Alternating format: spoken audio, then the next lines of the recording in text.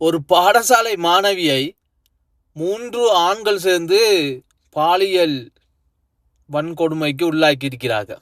திருகோணமலை ஈச்சலம்பற்று பகுதியில் இந்த சம்பவம் நடந்திருக்கு.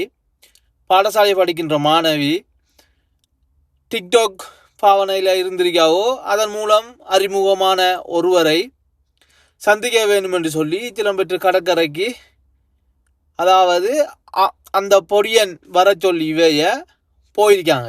போயிட்டு பேசிட்டு இருக்கும்போது 2 பேராக்கள் வந்திருக்கிறாங்க. அவங்க 2 பேரும் ஆறுன்னு சொன்னால் அந்த பொடியனுடைய நண்பர்கள்.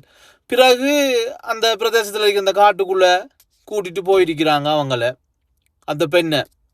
அதுக்கு பிறகு நடந்திருக்கும்ன்றது எல்லாருக்கும் தெரியும். இது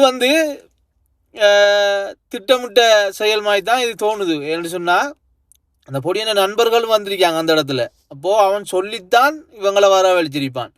மற்றது பெற்றோர்களுடைய ஒரு கவனம் இல்லாதது.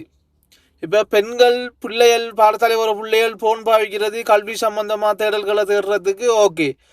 இப்போ இந்த சமூக வலைத்தளங்களில் கிடந்துட்டு இவனோட கதைச்சிட்டு இது செஞ்சுட்டு இருக்குதுகள்.